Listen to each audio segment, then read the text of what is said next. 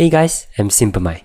In today's video, I'm going to show you how to make leads in progressive house music. And this is the episode 3 of the series of progressive house. If you haven't checked out the last 2 episodes, make sure to check it out so you have a better understanding of what I'm doing in this music. So without wasting any time, let's jump into the FL Studio.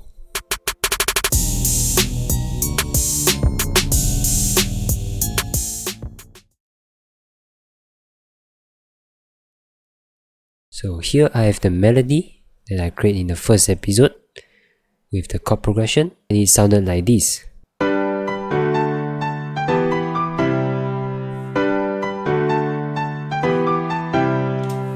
So with this melody, I can start layering the leads now. To start with the first layer, I use a vital to create a simple wave and with some white noise, and it sounded like this.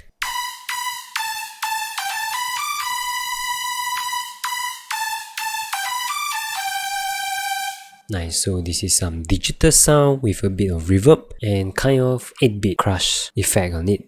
So for the next layer, I use just a white noise by using 3x oscillator to fill up the high frequency of the lead layer. So it sounds like this without the effects. So it is just noise, nothing all. For the next layer, I use silent, and the sound without the effects is like this.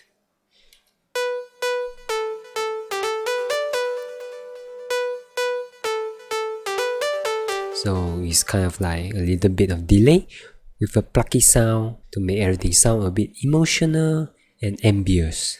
For the last layer, I add also a silent one, and it sounds like this.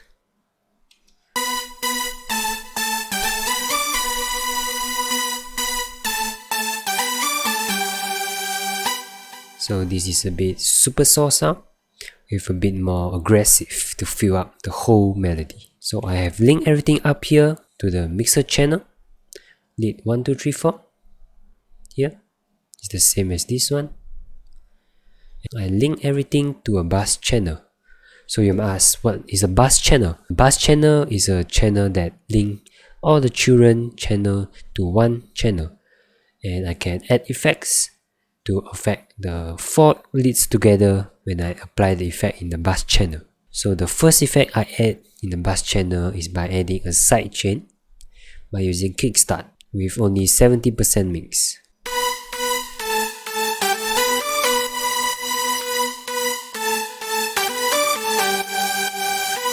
So you might ask me why I put the kickstart at the last of the effects. Because I want the leads to go through all the effects first before sidechain, so that it will sound clean and not muddy in the mix later.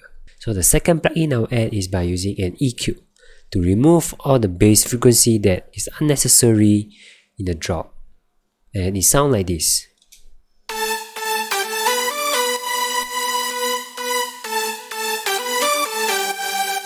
There is no much change in the leads, but it will remove all the unnecessary and the muddy frequency in the bass section. The next effect I add is by using a fruity delay to create a delay in the leads.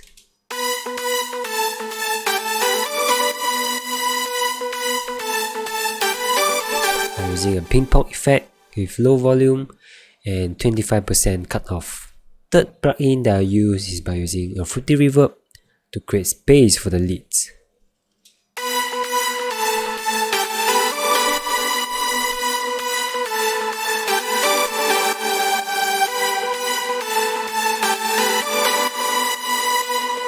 For the next plugin, I also add another EQ because I realized there is some bass frequency in the leads after I adding the reverb. So I use an EQ to remove all the bass frequency. For the next effect I add a compressor by using fruity limiter. So a reminder here, if you want to use the compressor and not the limiter, make sure you increase the ceiling to maximum. And for this compressor, I add a short attack and a long release.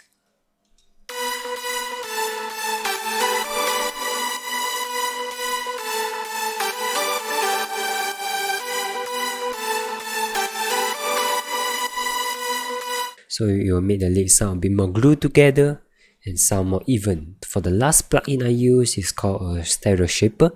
to make the lead sound more stereo and make it more obvious in the ear.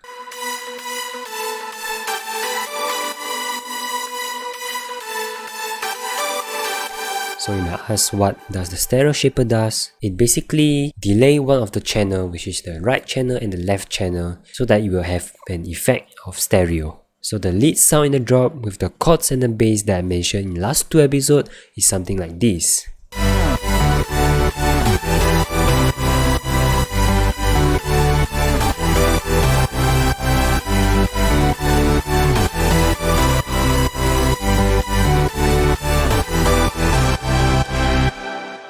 And the video ends here. I hope you learned something from me today. And for the next episode, I will be explaining how to layer the drums and percussion, which is the purple color in the drop as I label here, which is all this. I will explain one by one in the next episode.